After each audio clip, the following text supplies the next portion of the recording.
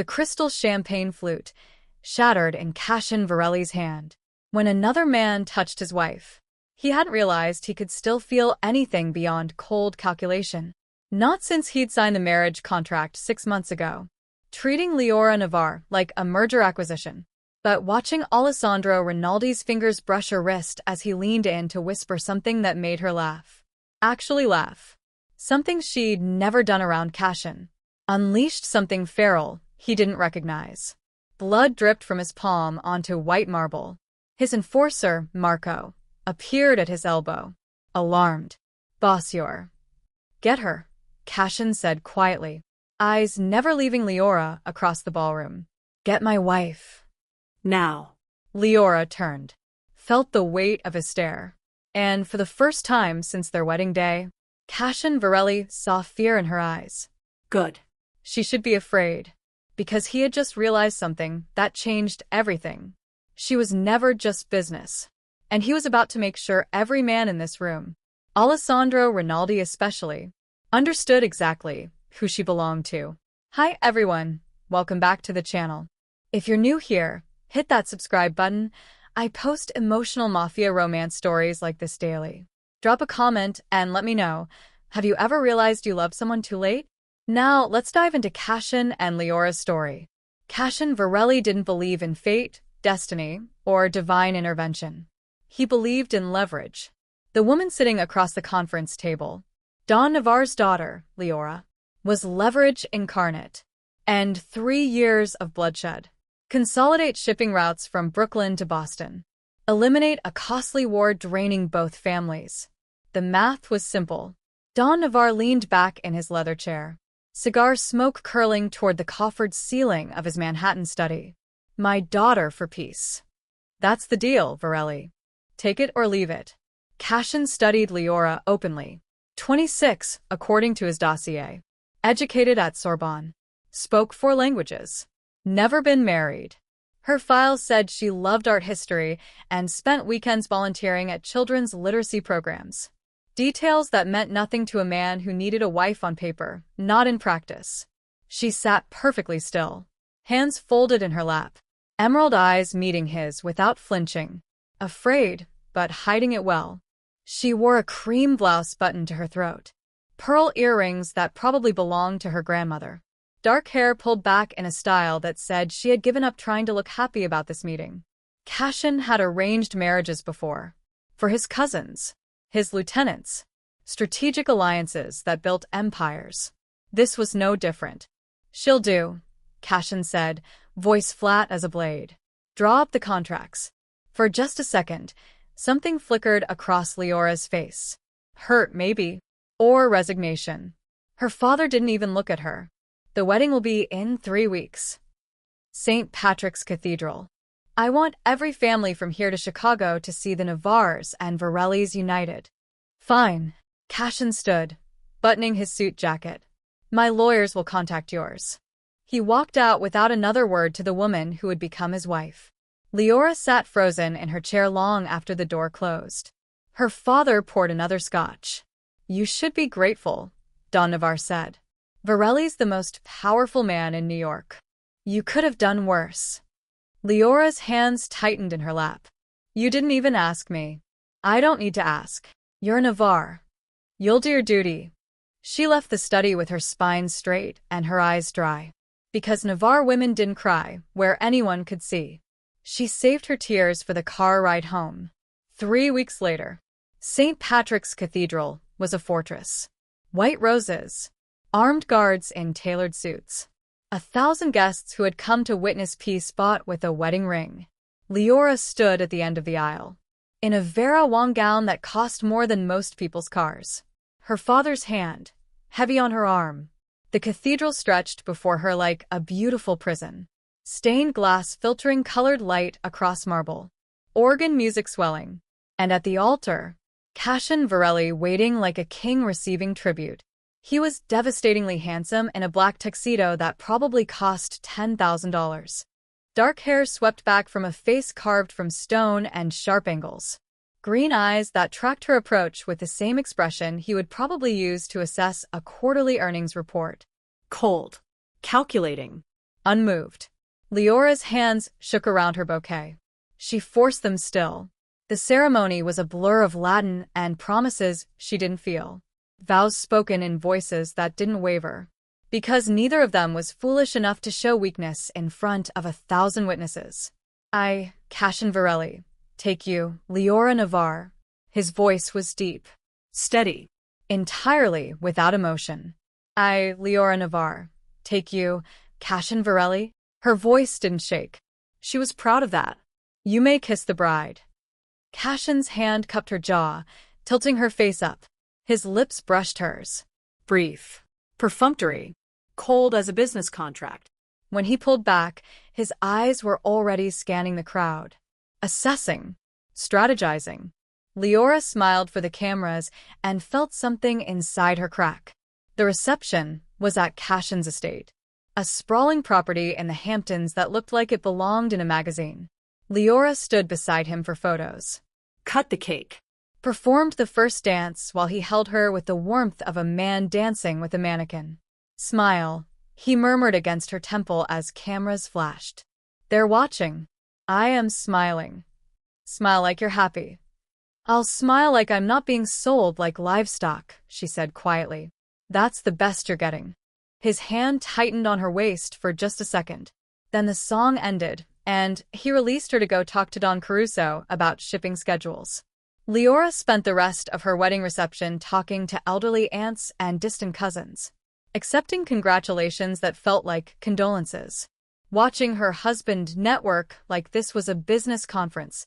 At midnight, when the last guests finally left, Cashin found her on the terrace overlooking the ocean. We should talk, he said. Lyra turned. He had removed his jacket, loosened his tie. In the moonlight, he looked almost human. Almost. You'll have the East Wing, Cashin said. I'm in the West.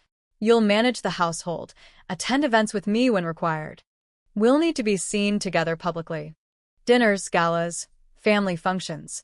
In private, we keep to our own spaces. Lyra's throat tightened. So this is what? A business arrangement with occasional public appearances? Yes. And if I want more? His eyes were chips of ice. Don't. The word landed like a slap. Lyra straightened her spine, chin lifting. Understood, she said, voice carefully empty. Is that all? That's all. She walked past him into the house, her wedding dress whispering against marble floors, and found her way to the East Wing. A housekeeper showed her to a bedroom that looked like a luxury hotel suite. King bed with white linens, sitting area, walk-in closet, and soot bathroom with a tub big enough to drown in. Beautiful. Empty. Cold. Lyra sat on the edge of the bed still in her wedding gown, and finally let herself cry. In the West Wing, Cashin stood at his office window, whiskey in hand, and told himself he had done the right thing. Love was a weakness. Attachment was leverage someone could use against you. He had watched his father destroyed by loving his mother too much, making stupid decisions, taking bad deals, dying in an ambush because he had been distracted thinking about anniversary plans. Cashin had sworn he would never make that mistake. Lyra Navarre was a means to an end. Peace. Power. Strategy. Nothing more. He ignored the image of her face when he had told her not to want more. The flash of hurt she had hidden so quickly, he had almost missed it. Almost. Cashin poured another drink and got to work. 6 months later, the East Wing might as well have been a different continent. Lyra had settled into a routine that didn't include her husband. She woke early, had breakfast alone, spent mornings reading in the library or tending the small garden she had started on the South Terrace. The staff adored her. She was kind, remembered names, asked about their families. Marco, Cashin's right-hand man, had taken to calling her the real boss when Cashin wasn't around. Cashin was never around. He left before she woke, came home after she had gone to bed. When they did cross paths, in hallways, over coffee in the kitchen, he was polite, distant, his eyes sliding past her like she was furniture. Lyra had tried it first. She made dinner and waited for him. He didn't show. She asked about his day. got one-word answers. She left a book she thought he'd like on his desk. Found it weeks later. Unread. So she stopped trying. She stopped wearing perfume, because why bother? She stopped dressing up, because he never looked at her anyway. She stopped hoping, because hope was exhausting when it went nowhere. The only time Cashin seemed to notice her was at public events. When they stood side by side, and he touched her with careful, calculated affection for the cameras. His hand on her back. His lips on her temple. His arm around her waist. All performance. None of it real. Marco watched it happen with growing concern. He had seen Lyra transform from a woman who smiled at the staff to someone who moved through the house like a ghost. Beautiful. Polite. Utterly alone. Boss, Marco said one morning, finding Cashin in his office at dawn. When's the last time you talked to your wife? Cashin didn't look up from his laptop. We talk. When? At the Rossi dinner last week. That was for cameras. I mean actually talked. Like humans. She has everything she needs. Except a husband who gives a damn. Cashin's jaw tightened. This is what she signed up for. We both knew what this was. Did you ask what she wanted? Why would I? Cashin finally looked up, eyes cold. This isn't about what we want. It's about what works. And it's working. Marco wanted to argue, but he had worked for Cashin long enough to know when to retreat. In the garden, Lyra knelt in dirt and planted roses. Because at least they responded to care. The annual Mafia Families Gala was held at the plaza, an event so exclusive that invitations were passed down like heirlooms. Security swept for weapons 3 times before anyone entered. Lyra spent 4 hours getting ready. Hairdresser. Makeup artist. A deep green gown that cost as much as a car, and fit like it had been painted onto her body. Emeralds at her throat. Hair in an elegant updo that showed her neck and shoulders. She looked stunning. Cashin barely glanced at her when she descended the stairs. You look appropriate, he said, checking his watch. We're late. Lyra's face didn't change. But Marco, waiting by the door, saw the way her hands tightened on her clutch. He wanted to punch his boss. The ballroom was opulent to the point of obscenity. Crystal chandeliers. Gold accents. Servers in white gloves carrying champagne that cost more per glass than most people made in a day. Every major family was there. Alliances. Rivals. Uneasy truces, all contained in tuxedos and designer gowns. Cashin was immediately swallowed by business. Don Caruso wanted to discuss port access. The Santoros needed to renegotiate territory. Someone else wanted an introduction to someone else. He moved through the crowd like a king. Commanding. Powerful. Every inch the Mafia royalty he was. Lyra stood beside him for exactly 10 minutes, before he got pulled into a private conversation and forgot she existed. She found herself alone near the champagne fountain, surrounded by hundreds of people who were all too afraid of Cashin Varelli to approach his wife. You look far too beautiful to be standing alone. Lyra turned. The man was handsome in that polished, wealthy way. Designer suit. Perfect hair. A smile that was charming but practiced. Not mafia. Something adjacent. Money launderer, maybe. Or a businessman who played in gray areas. Alessandro Rinaldi. He introduced himself, offering champagne. And you must be Signora Varelli. Lyra, she corrected, accepting the glass because what else was she supposed to do? Stand alone all night? Lyra, Alessandro repeated, like he was tasting the name. Beautiful. Like its owner. It should have felt slimy. But Lyra was so starved for normal human interaction that even obvious flattery felt like water in a desert. They talked. Art. Books. Travel. All the things Cashin had never asked her about. Alessandro listened. Asked follow-up questions. Laughed at her observations about the gala's absurd opulence. You're very perceptive, Alessandro said, leaning in to hear her over the music. Most people here wouldn't dare criticize the excess. Most people here benefit from it, Lyra said. Then caught herself. Sorry, that was honest. Alessandro smiled. Don't apologize for honesty. It's rare in our world. For the first time in 6 months, Lyra laughed. Actually laughed. Across the ballroom, Cashin was discussing shipping manifests with Don Caruso, when something made him look up. Lyra, in that green dress he had barely acknowledged. Laughing with a man Cashin didn't recognize.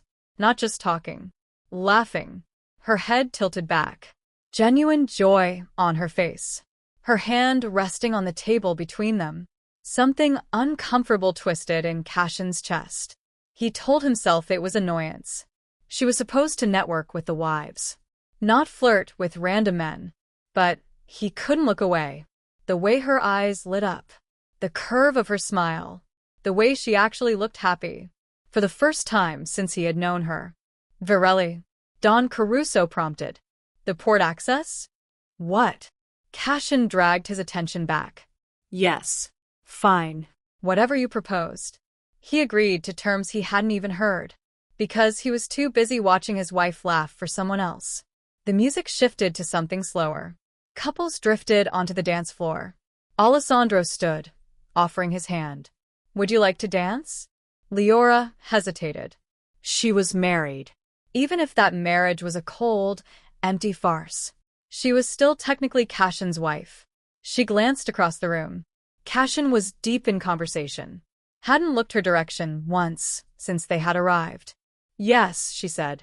I'd love to. Alessandro led her onto the floor with practiced ease. His hand settled at her waist. Polite. Appropriate. They moved through the waltz like two people who had been taught the same steps in the same expensive dance classes. Your husband seems very busy, Alessandro observed. He usually is. Fool's mistake. Leaving you unattended. Lyra managed a small smile. I'm used to it. You shouldn't be. Alessandro leaned in slightly, his voice dropping. If you were mine, I wouldn't be able to look away. It was forward.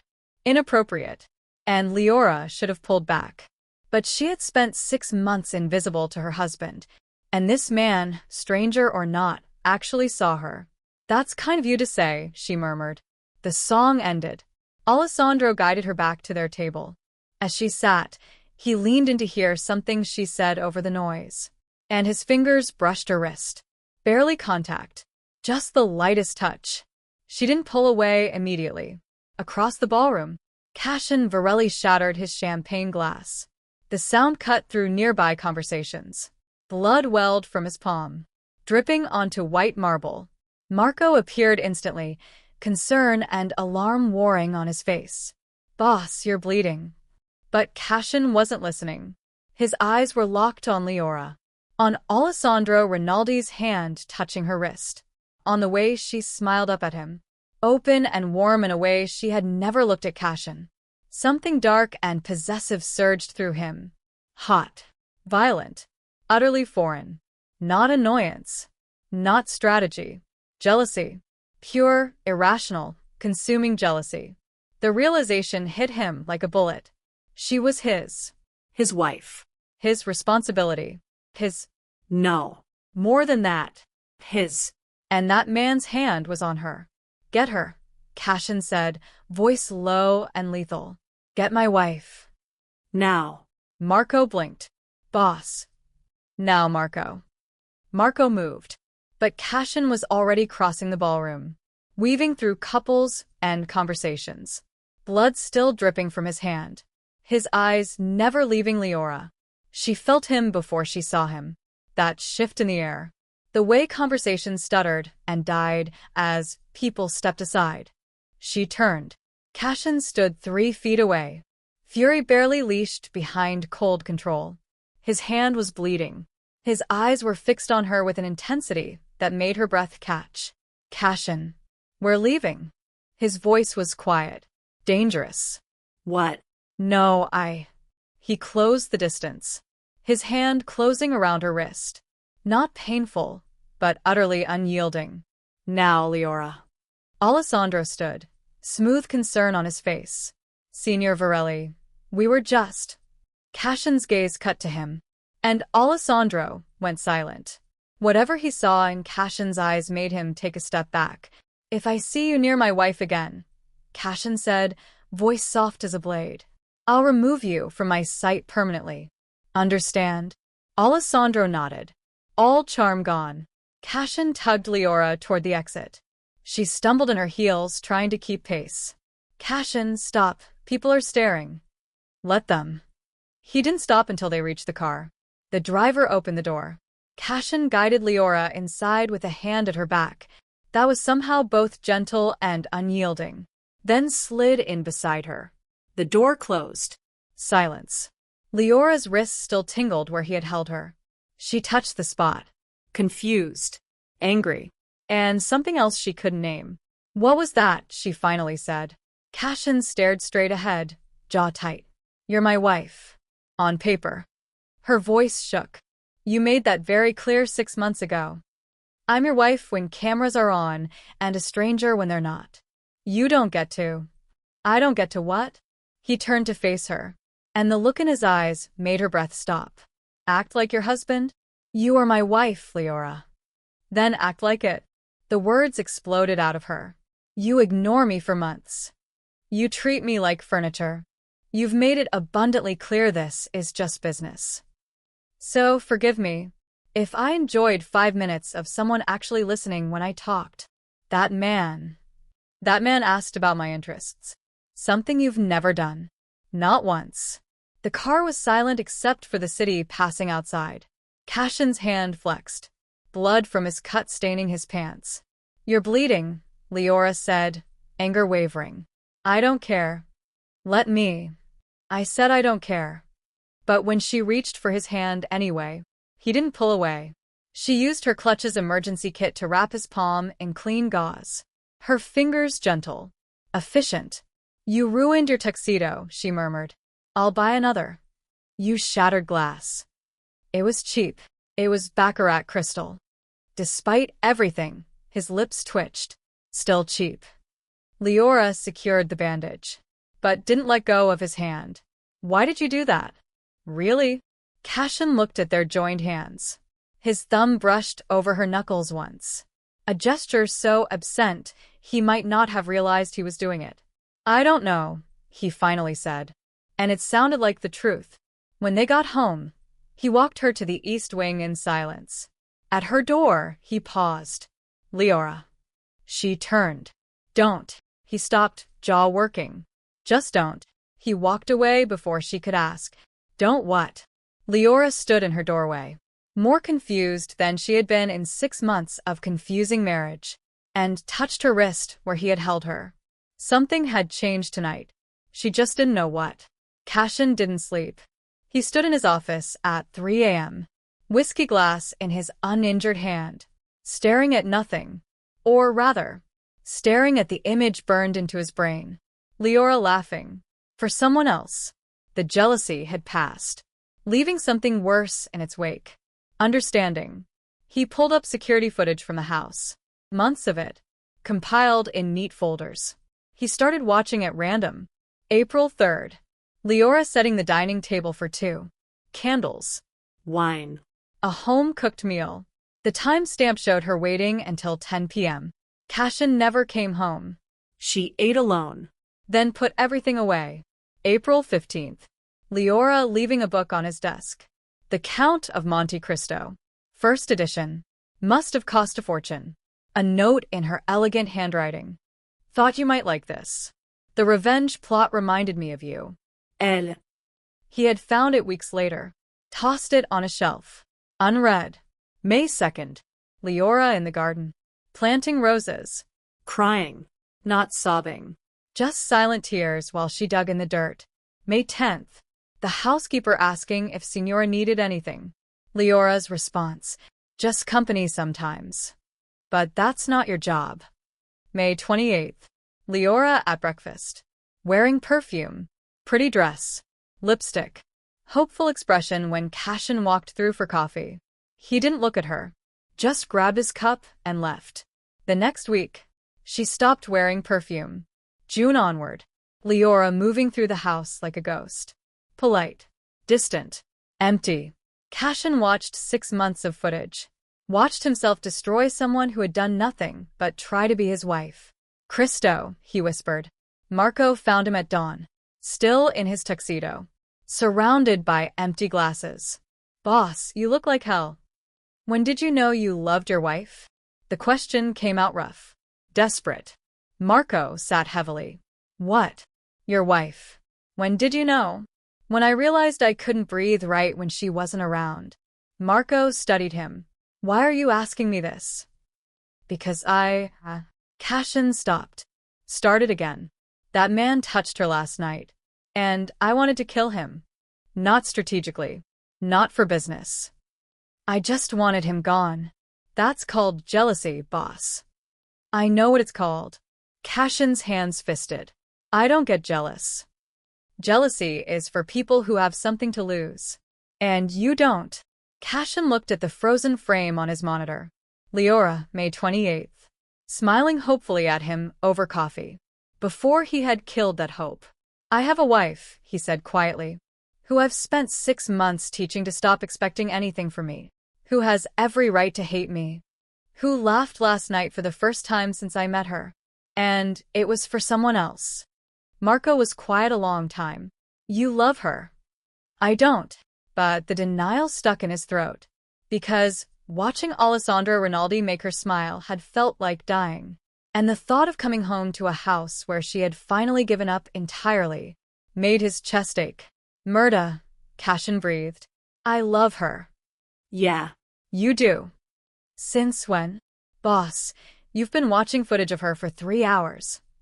You probably loved her the whole time and just refused to notice. Cashin thought about their wedding. The way she had looked in white. Trying so hard to be brave. The flash of hurt when he had told her not to want more. The 1,000 small kindnesses she had shown his staff, his home, his world. All while he treated her like she wasn't there. I'm an idiot. Yes, you are. Cashin stood, swaying slightly. I need to fix this. How? I don't know. I don't. He looked helplessly at Marco. I've never had to win someone before. Everything I've ever wanted, I took by force or strategy. Can't force someone to love you back, boss. Then what do I do? Marco thought about it. Start by treating her like she matters. Because she does. To you. Cashin looked at the screen again. Lyra planting roses alone. She matters, he said softly. She's everything. And I've been too stupid to see it. The sun was rising when Cashin finally left his office. He found Lyra in the kitchen, making coffee in yoga pants and an oversized sweater. Hair in a messy bun. No makeup. Still beautiful enough to make his chest ache. She saw him. Froze. Cashin. I didn't know you were home. I live here. Yes, but you're usually... She stopped. Never mind. Do you want coffee? Yes. Please. She poured him a cup, handed it over without looking at him, started to leave. Lyra, wait. She turned, wary. Cashin had negotiated billion-dollar deals, stared down rival families, ordered deaths with a word. But standing in his kitchen trying to talk to his wife, he had no idea what to say. About last night. You made your point, Lyra interrupted, chin lifting. I'm your wife. I'll remember that. It won't happen again. That's not what I... He stopped. This was going wrong already. I want to have dinner with you. Tonight. She blinked. What? Dinner. You and me. Here. Tonight. Why? Because you're my wife, and we should. He floundered. This was harder than any negotiation he had ever run. We should eat together. Lyra stared at him like he had grown a second head. You want to have dinner? With me? Yes. Why? Because... He couldn't say. Because I realized I love you, and watching another man touch you made me understand I've been destroying the best thing that ever happened to me. Not yet. She would never believe him. Because we should. We're married. We've been married for 6 months, Cashin. You've had dinner with me exactly twice. Both times for business functions. I know. I want to change that. Suspicion clouded her features. Did someone tell you to do this? Marco? Your mother? No. I want to. Lyra studied him for a long moment. He could see her trying to figure out the angle. the strategy. Because that was what he had taught her. To look for the ulterior motive. Fine, she finally said. Dinner. Tonight. 7. She left with her coffee. And Cashin stood alone in the kitchen feeling like he had just won and lost simultaneously.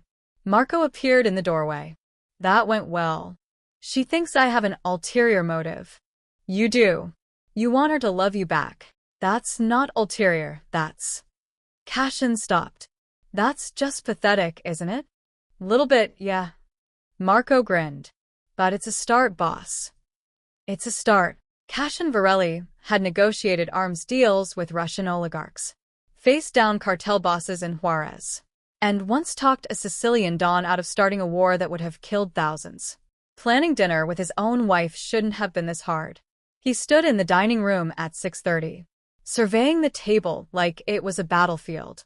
Candles, but not too many. He didn't want to seem desperate. Wine. Her favorite Pinot Noir that he had had to ask the housekeeper about, because he had never bothered to learn. Flowers. White roses. Because he had noticed she planted those in the garden.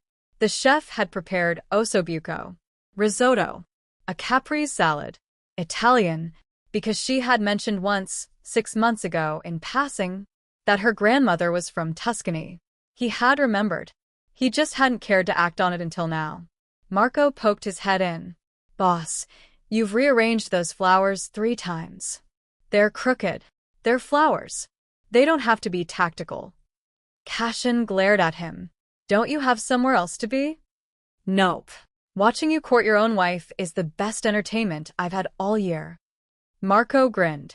She's coming down the stairs, by the way. Try not to mess this up. Cashin's hands flexed. He forced them to relax. Lyra appeared in the doorway, wearing a simple navy dress. Her hair down around her shoulders. No jewelry. Minimal makeup.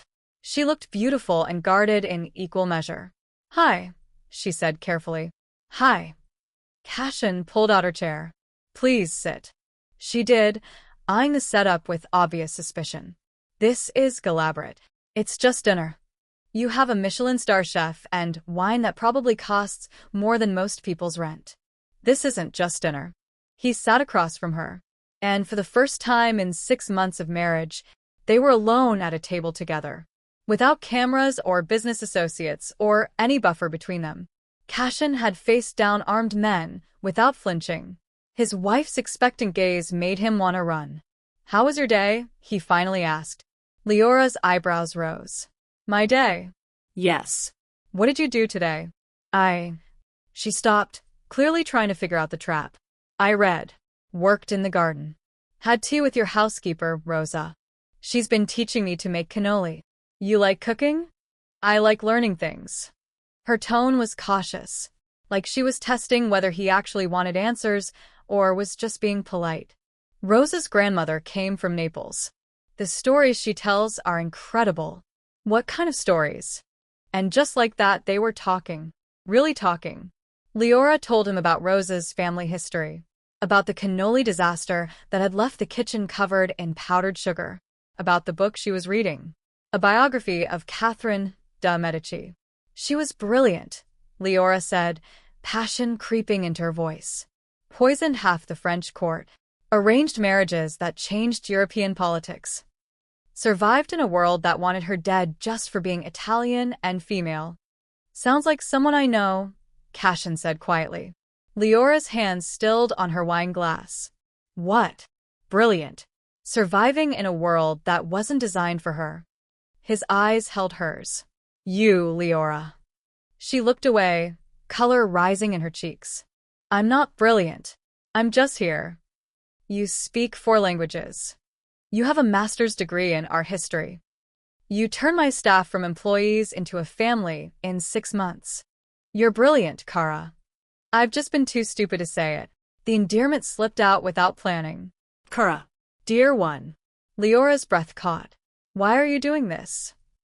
Doing what? Being nice. Paying attention. You've ignored me for half a year, Cashin. What changed? He could lie. Deflect. Keep his walls up like he had done his entire adult life. Or he could tell her the truth and risk everything. "I saw you last night," he said slowly, "with Rinaldi, laughing. And I realized I'd never seen you look that happy. Not once in 6 months of marriage. So, this is guilt? No. This is me realizing I married an extraordinary woman." And proceeded to treat her like she was invisible. He leaned forward. "I want to fix that. If you'll let me." Lyra stared at him for a long moment. He could see her weighing it, trying to decide if this was real or just another strategy. "One dinner doesn't fix 6 months," she finally said. "I know. I don't trust you. I know that too. So, what exactly do you want from me?" "A chance," Cashin said simply. "To be your husband. Really be your husband. Not just the man whose last name you carry." She was quiet. Then, "Why now? Why not 3 months ago? Or on our wedding night?" "Because I was afraid." The admission cost him. Lyra saw it in the way his jaw tightened. The flash of vulnerability he quickly tried to hide. "Of what?" she asked softly. "Of this. Of caring. My father loved my mother so much it made him stupid. Made him take risks he shouldn't have. Got him killed." Cashin's hands fisted on the table. "I swore I'd never be that weak. Love isn't weakness. I know that now." His eyes found hers. "But it took almost losing you to someone else to figure it out." Lyra's heart hammered. "You haven't lost me. I'm right here." "Are you?" The question was raw. "Or did I push you so far away that you've already decided this marriage is just a cage?" She didn't answer right away. Couldn't. Because he was right. She had started thinking of this marriage as a cage. She had started planning an exit strategy. Not leaving, because that would start another war, but emotionally checking out so completely that nothing he did could hurt her anymore. But now he was looking at her like she mattered. Like she was seen. And she didn't know what to do with that. "I'm here," she finally said. "For now. But Cashin, if this is just a game, if you're going to go back to ignoring me next week, I need you to tell me now. Because I can't do this again. It's not a game." His hand crossed the table, palm up, offering. "I swear, on everything I have, Lyra. It's not a game." She looked at his hand, at the bandage still wrapped around his palm from the glass he had shattered, at the man who had spent 6 months as cold as ice, and was now asking for a chance. Slowly, she placed her hand in his. His fingers closed around hers. Warm. Careful. Like she was something precious. "Okay," she whispered. "One chance." The smile that crossed his face was small, but genuine. "One chance is all I need." The next 2 weeks were the strangest of Lyra's life. Cashin came home for dinner. Every night. Sometimes he cooked. Badly. But with enough determination that she found herself laughing at his cursing in Italian when the pasta stuck together. Other times they ordered in and ate on the couch, while she told him about her day, and he actually listened. He asked about her books. He bought her a first edition of Jane Eyre because she had mentioned loving it in college. He sat beside her in the garden while she planted bulbs for spring. His suit jacket discarded. Sleeves rolled up. Just present. The staff noticed. Rosa cornered Lyra in the kitchen one morning with tears in her eyes. "He smiles now," she said. "In 20 years working for Signor Varelli, I've never seen him smile like he does when you walk in a room." Lyra didn't know what to say to that. Marco noticed too. "Boss is different. Good different. You're good for him." "Or he's just feeling guilty," Lyra said. Because she still couldn't quite believe this was real. "Guilt doesn't make a man memorize your coffee order and have it ready every morning," Marco pointed out. "That's something else." And it was true. Every morning, her coffee appeared exactly how she liked it. Not made by staff. Made by Cashin, who had apparently been watching her for weeks to figure out the exact ratio of cream to sugar. The man who had ignored her for half a year was now noticing everything. It was terrifying. Because Lyra could feel herself falling.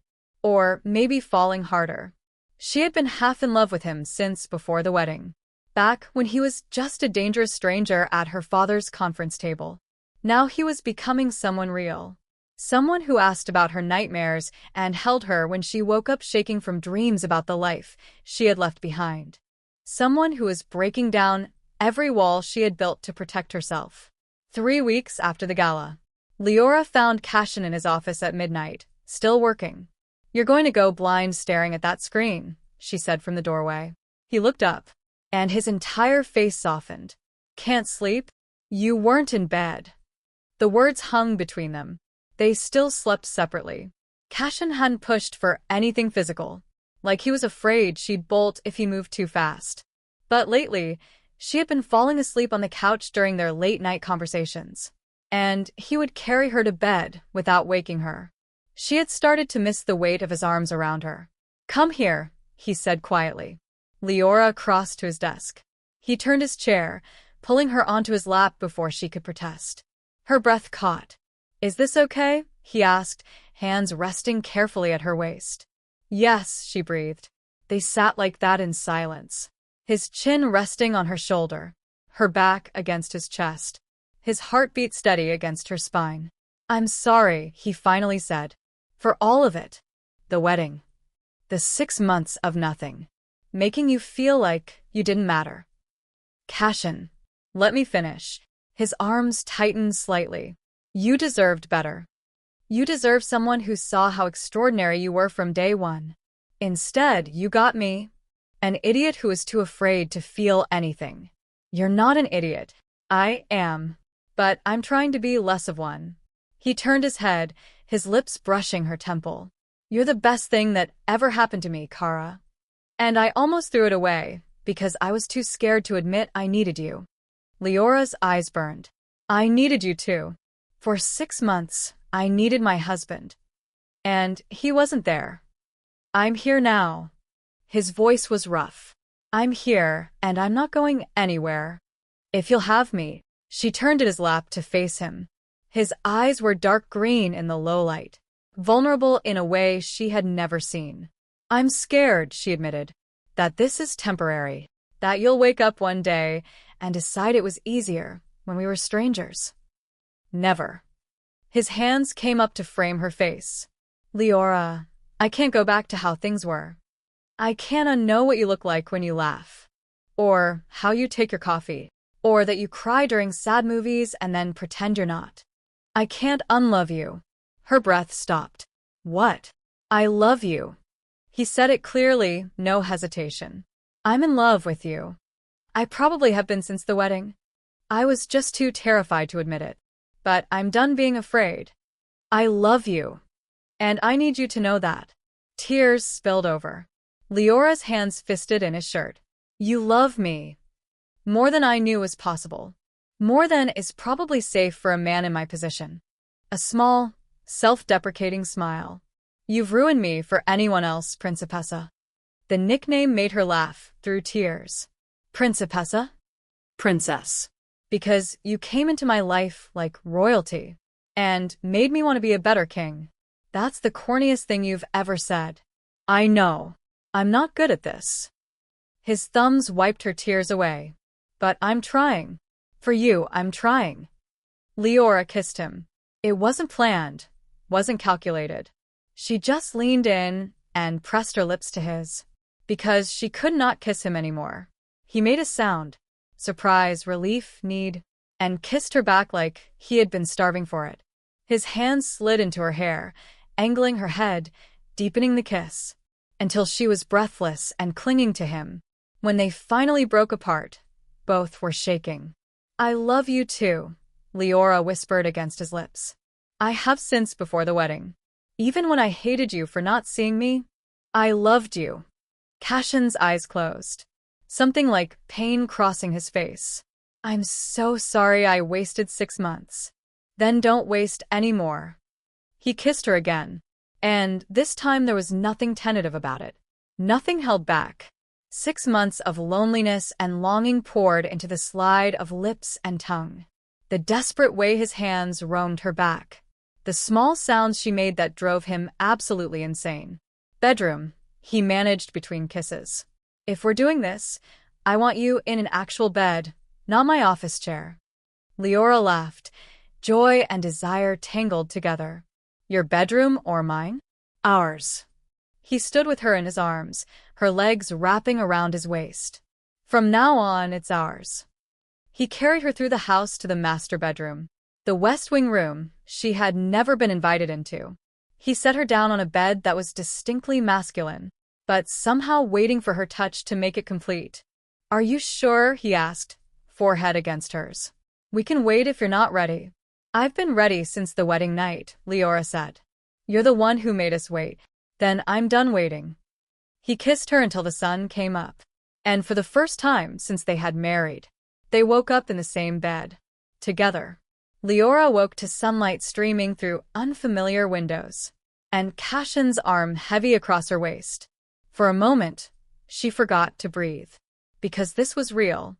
Last night had been real. The way he had touched her, worshipped her, whispered Italian endearments against her skin. All of it real. You're thinking too loud, Cashin murmured, voice rough with sleep. His arm tightened, pulling her back against his chest. Stop it. I'm not thinking. You're always thinking. He pressed a kiss to her shoulder. What is it? This doesn't feel real. He turned her to face him, and the look in his eyes stole whatever words she had been planning. Does this feel real? He kissed her, slow and deep. What about this? His hand traced down her side, leaving fire in its wake. Cashin. I love you, Lyra Varelli. He said it clearly, deliberately. That's real. You're in my bed, in my arms, exactly where you belong. That's real. Everything else is just noise. She kissed him again because she could, because he was hers, because 6 months of loneliness had finally ended, and she wanted to memorize the way he tasted, the way he held her like she was precious. A knock on the door interrupted them. Boss, we have a problem. Marco's voice. Urgent. Cashin swore in Italian. What kind of problem? The kind that requires your attention in 5 minutes. Cashin looked at Lyra, apology written across his face. I have to. I know. It's okay. She touched his face. I'll be here when you're done. The smile he gave her was worth everything. I'm holding you to that. The problem, it turned out, was Alessandro Rinaldi. Cashin found him in the foyer, flanked by 2 of Marco's men, looking significantly less polished than he had at the gala. Bruised jaw, split lip, the kind of nervous energy that came from knowing you had made a terrible mistake. Signor Varelli, Alessandro started. I need to speak with you. You have 30 seconds before I have you removed. Use them wisely. I came to apologize. For the gala. For approaching your wife. I didn't realize. Didn't realize what? That she was married? Her ring was clearly visible. I didn't realize you actually cared about her. Alessandro's eyes darted nervously. Everyone in our circles knows arranged marriages are business. I thought. You thought wrong. Cashin's voice dropped to something lethal.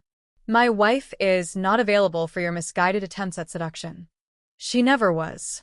I understand that now. That's why I came to. A package arrived then. Courier handing it to Marco, with a notation that it was for Signora Varelli. Cashin took it. Opened it. Found flowers. White orchids. Expensive. And a card. To the most interesting woman I've met in years. I apologize for any misunderstanding. Yours in admiration, A.R. Cashin's jaw went so tight Marco actually took a step forward, in case he needed to restrain his boss. Get out. The words were barely above a whisper, but the violence behind them was nuclear. Alessandro went pale. I was trying to apologize. You sent flowers to my wife, to my home. Cashin moved forward, and Alessandro backed up into the wall. Do you have a death wish, Rinaldi? No. She was kind to me, and I thought. Stop. Thinking. Cashin was in his face now, voice dropping to something that made Marco's blood run cold. My wife's kindness is not an invitation. Her smile is not permission. And the fact that I let you walk out of that gala alive was a courtesy I will not extend twice. Please, I made a mistake. Yes. You did. And here's what happens next. Cashin leaned in. You leave New York. Tonight. You don't contact her. Don't send flowers. Don't speak her name. You erase every memory of her from your mind, or I will erase you from existence. Understood. Alessandro nodded, frantically. Good. Now get out of my sight before I change my mind about letting you leave vertical. Marco's men escorted Alessandro out. The door closed. Cashin stood in the foyer, the flowers crushed in his fist, and tried to remember why murdering stupid men was bad for business. Boss. Marco ventured carefully. You okay? No. Cashin dropped the flowers in the trash. But I will be once I make sure Lyra knows those flowers mean nothing. He found her in the kitchen, making coffee in one of his shirts that hit her mid-thigh, and made him forget every coherent thought. Who was at the door? She asked. No one important. Cashin. He sighed, wrapping his arms around her from behind. Alessandro Rinaldi. Came to apologize. Sent flowers. She went still. He what? Sent flowers. I threw them away. And told him if he ever contacts you again, I'll kill him. You didn't. I absolutely did. He turned her to face him. He needed to understand that you're not available. Not for conversation. Not for friendship. Certainly not for whatever he thought he was doing at the gala. Lyra's hands came up to rest on his chest. I'm not interested in Alessandro. I know. But he needed to hear it from me. That touching what's mine has consequences. I'm not a possession, Cashin. No. You're my wife. My everything. There's a difference. His hands framed her face. I don't own you, Kara. But I will protect what we have with every resource I possess. If that makes me a jealous bastard, so be it. She should have been angry. Should have objected to the Neanderthal posturing. Instead, she kissed him. I love you. Even when I'm being unreasonable? Especially then. It's when you care most. He smiled against her lips. You make me crazy, you know that? Good. You made me crazy for 6 months. Fair's fair. They were laughing when the next knock came. This time Marco, with actual urgent business that couldn't wait. But as Cashin left to handle whatever crisis needed handling, he looked back at Lyra in his kitchen, in his shirt, smiling at him like he hung the moon. And he thought, This is what I almost threw away. Never again. 3 days later, Lyra woke to an empty bed and a note on Cashin's pillow. Meeting downtown. Back by lunch.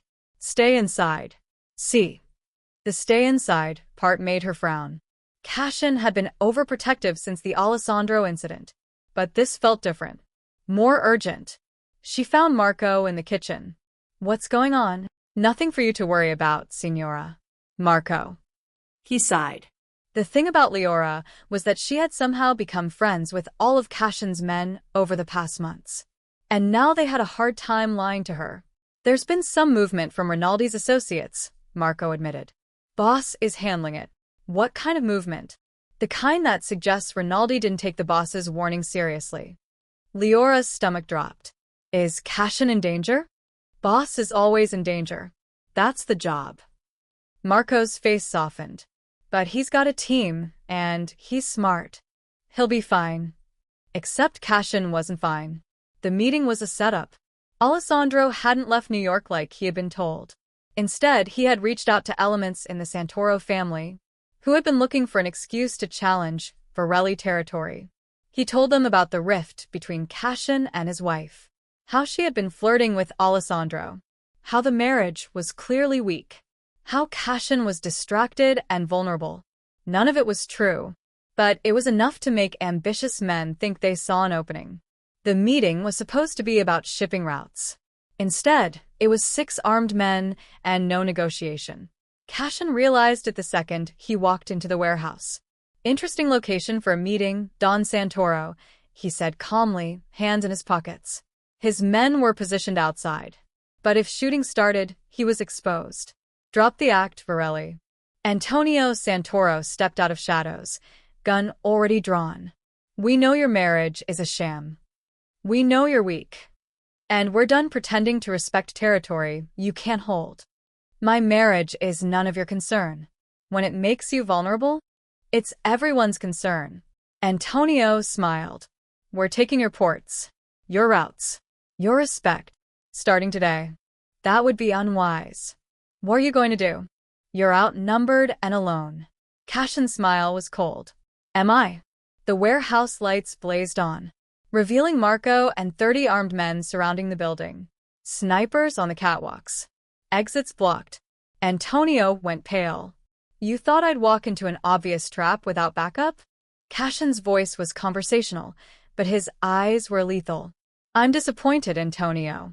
I thought you were smarter than this. We can negotiate. No. We can't. Cashin pulled out his phone, showed Antonio a photo. That's your son, at his prep school. And that's your daughter, at her ballet class. And your wife, at the salon she visits every Tuesday. You wouldn't. I would do anything to protect what's mine. Anything.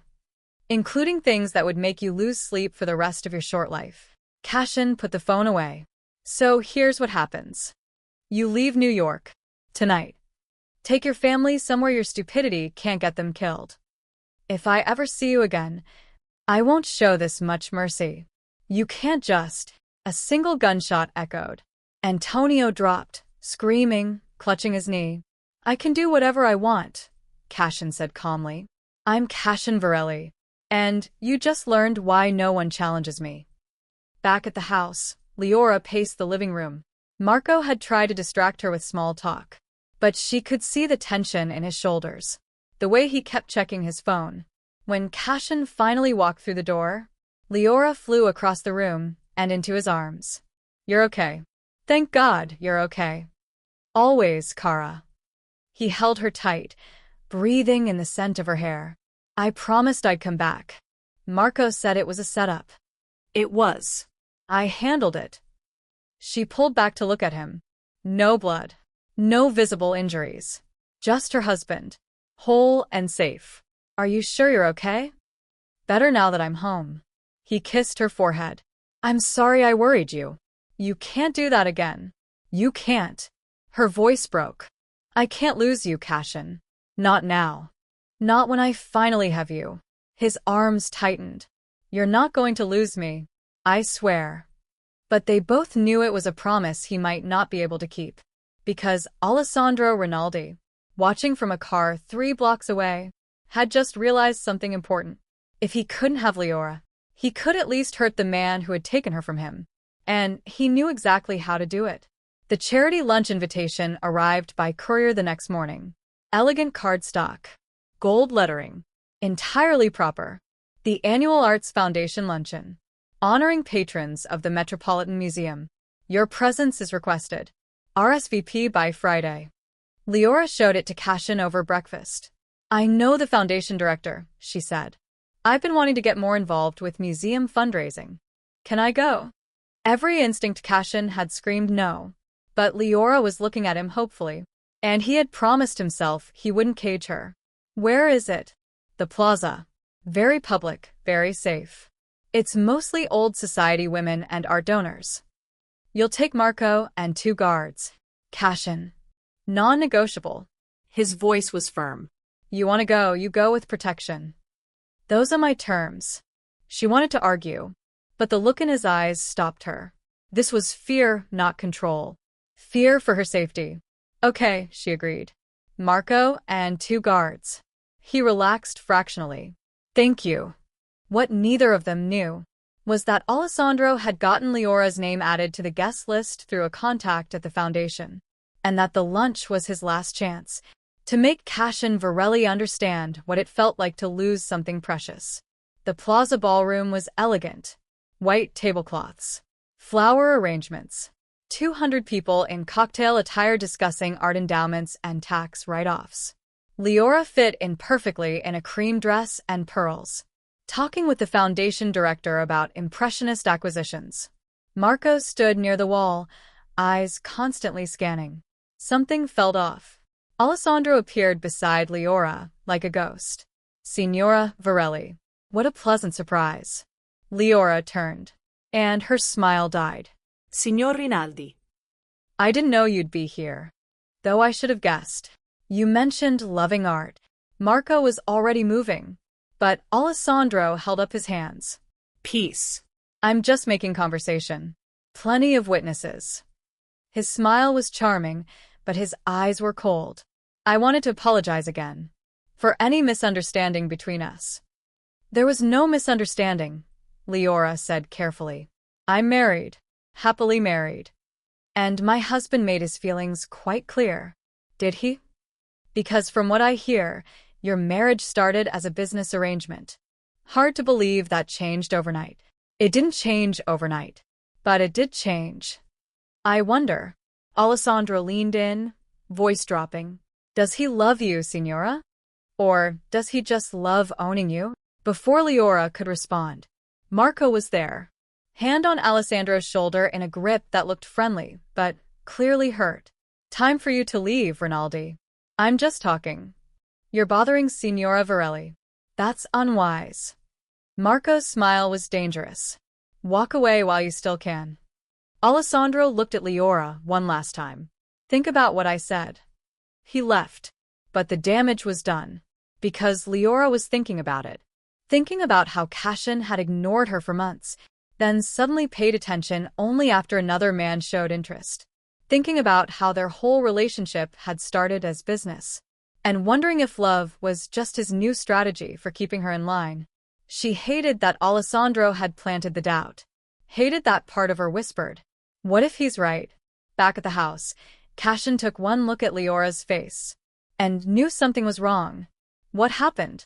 Nothing. Lyra. Alessandro was there. She set down her purse, not looking at him. He said some things. Cashin's whole body went rigid. What things? It doesn't matter. Tell me what he said. He asked if you love me, or if you just love owning me. The words exploded out of her. And I shouldn't even be questioning it. But what? Cashin's voice was dangerously quiet. But you spent 6 months treating me like furniture, Cashin. Then another man paid attention, and suddenly you cared. How am I supposed to know if this is real, or if you're just being possessive? The words landed like bullets. Cashin's face went carefully blank, and Lyra immediately regretted them. I'm sorry, I didn't mean. Yes, you did. He turned away, hands fisting. You meant every word. And you're right to question it. Cashin, no. Why shouldn't you? He spun back, and the pain in his eyes made her chest ache. I gave you 6 months of nothing. 6 months to build walls and doubt me. 1 month of trying doesn't erase that. I know you love me. Do you? He closed the distance between them. Because I love you more than my own life, Lyra. I love you so much it terrifies me. But if Alessandro Rinaldi can plant out that easily, maybe I haven't proven it well enough. That's not what I'm not angry at you. I'm angry at myself. His voice cracked. For making you doubt. For taking so long to see what was right in front of me. For giving you any reason to think this isn't real. Lyra's eyes burned. I'm sorry. I shouldn't have said that. You should have said it months ago. He touched her face gently. You should have called me out every time I made you feel invisible. Should have thrown things and screamed and made me see what I was doing. I didn't know how. And I didn't give you room to try. He kissed her forehead. I love you. Not because Rinaldi exists. Not because I'm possessive, though I absolutely am. I love you because you're brilliant and kind. And you made my house feel like a home. Because you laugh at my terrible cooking and fall asleep during movies. And plant roses that remind you of your grandmother. I love you, Lyra. All of you. And I will spend the rest of my life proving it if that's what it takes. She was crying now. I love you too. I'm sorry I doubted. Don't apologize for protecting yourself. He wiped her tears with his thumbs. I gave you every reason to doubt. Now I have to earn your trust back. I understand that. You already have it. Then trust this. I will never stop choosing you. Not for business, not for strategy, not for anything. You're my wife. my partner, my everything. And anyone who tries to convince you otherwise will learn exactly how violent I can be. She kissed him then, desperate and apologetic and full of love all at once.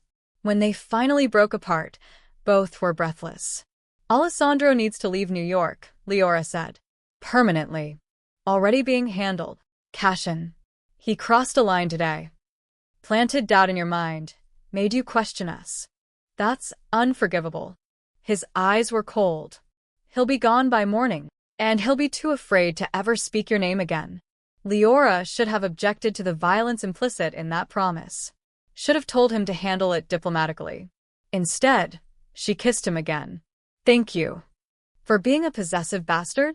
For loving me enough to be one. His laugh was rough. Always, Cara. Always. Alessandro Rinaldi left New York that night. The circumstances around his departure were whispered about, but never confirmed. Something about offshore accounts being frozen, visa issues in 3 countries, and a very polite but terrifying conversation with Marco about life expectancy. He wouldn't be back. With that threat neutralized, Cashin focused entirely on what mattered. His wife.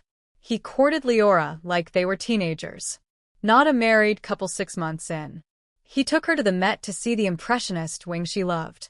Reserved the entire restaurant where they had had their first real conversation. Learned to make pasta from scratch. Because she had mentioned missing her grandmother's cooking.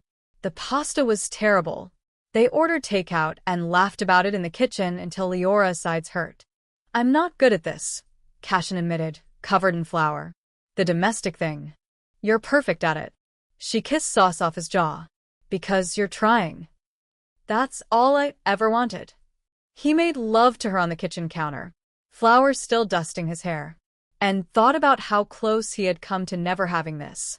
Never having her. The thought made him hold her tighter. Months passed. The house that had felt like a mausoleum transformed into something warm. Lyra filled it with flowers and laughter. Cashin filled it with her. Photos of them together. Art she loved. A library he built specifically because she mentioned wanting more bookshelves. They fought sometimes. Usually about his overprotectiveness or her stubbornness.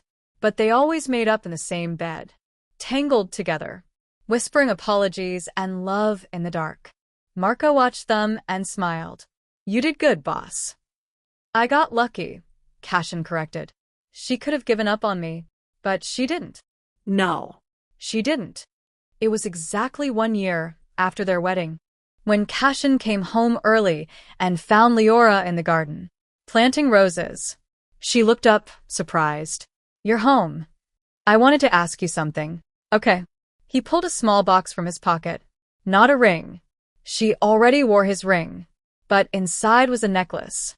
A single diamond on a platinum chain. This was my grandmother's, he said. She gave it to me before she died. And made me promise I'd give it to the woman I really loved one day. Lyra's eyes filled. Cashin, I want you to have it. Not because you're my wife by arrangement, but because you're my wife by choice. Mine and yours.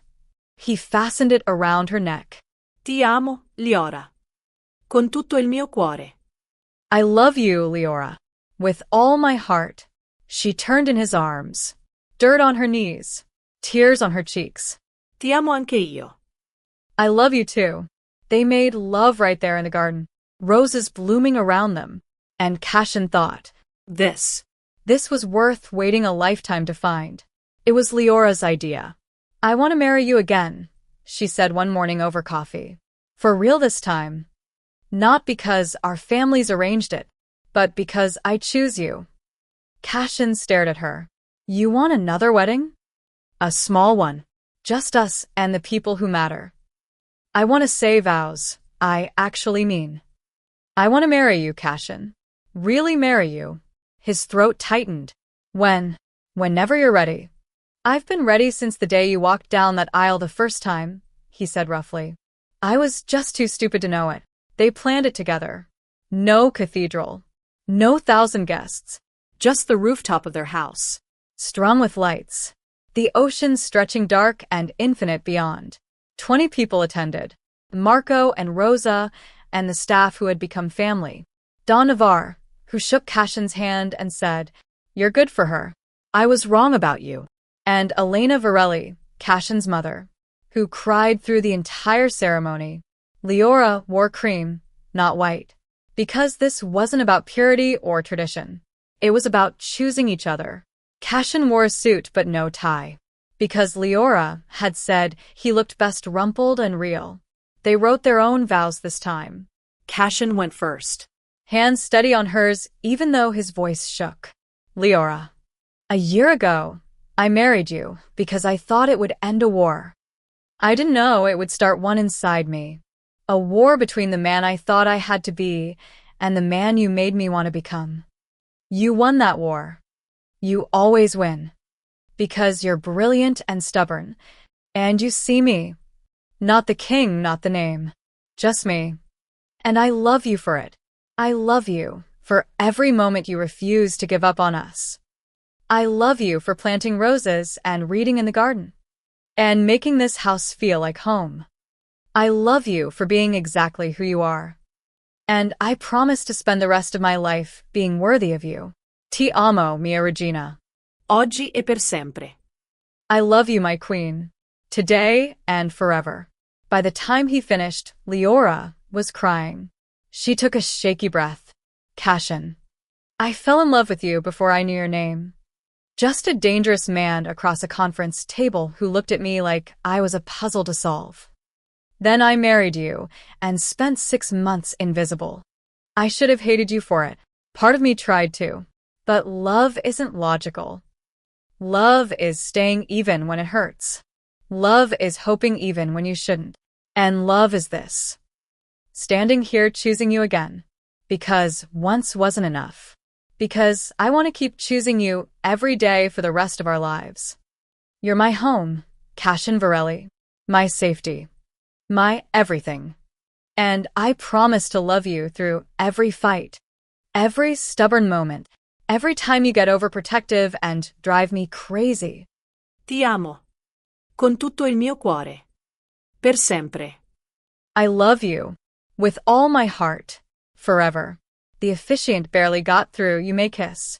Before Cashin was kissing her. Both of them laughing through tears. The small crowd erupting in applause. "Hello, wife," he murmured against her lips. "Hello, husband. Ready to do this for real?" "I've been ready for a year. You're the one who is late." His laugh was bright and free. "Then let's not waste any more time."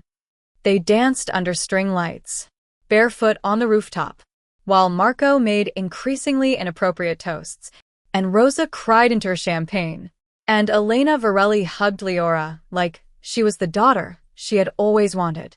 At midnight, Cashin carried Lyra inside. Tradition, he claimed, even though they had lived together for a year, and made love to her with the kind of reverence reserved for sacred things. "I'm yours," he whispered against her skin. "Only yours. Forever." "Good," she breathed back. "Because you're stuck with me now." "Best thing that ever happened to me," he said. And meant it. 1 year later. The annual Mafia Families Gala. Again. Same ballroom. Same opulence. Same people. But Lyra Varelli was different now. She moved through the crowd with confidence. Emerald dress hugging curves that were softer now. 7 months pregnant. Visibly showing. And absolutely radiant. Cashin's hand never left her back. Protective and possessive in equal measure. When a businessman approached to discuss art acquisitions, Cashin stepped in front of her.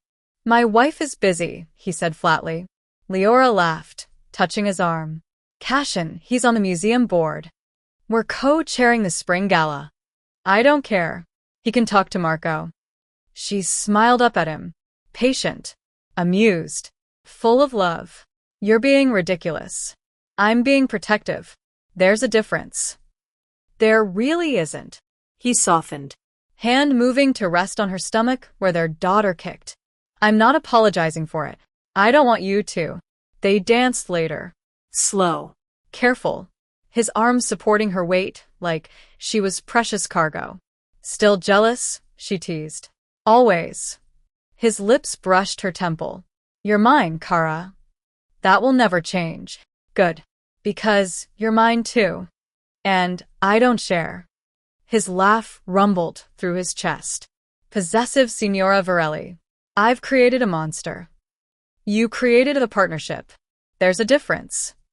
Best decision I ever made, he murmured. Fighting for you. For us. Second best, she corrected. First was letting yourself love me. That wasn't a decision. That was inevitable. He pulled back to look at her. Glowing and pregnant, and so beautiful it hurt. I was always going to love you, Lyra. I just had to get out of my own way first. Took you long enough. Worth the wait. She kissed him. And around them, the gala continued. But they were in their own world. Husband and wife. Partners in crime and life. Building something neither had expected. Love. Real, messy, possessive, perfect love. Across the ballroom, Marco raised his glass. To the boss and his principessa. Rosa smiled. About time he figured out. He always does, Marco said. Just takes him longer than most. They watched Cashin and Lyra sway together. And everyone in that room knew this was what power really looked like. Not money. Not territory. This love that had transformed a cold arrangement into something unbreakable. And if Cashin Varelli had been dangerous before, he was absolutely lethal now. Because he finally had something worth protecting. Everything. And that's where we'll leave Cashin and Lyra. Dancing together. Building the life they never expected but both fought for.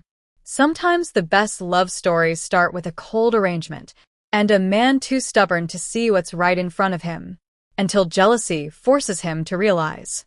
She was never just business. She was always everything. So here's my question.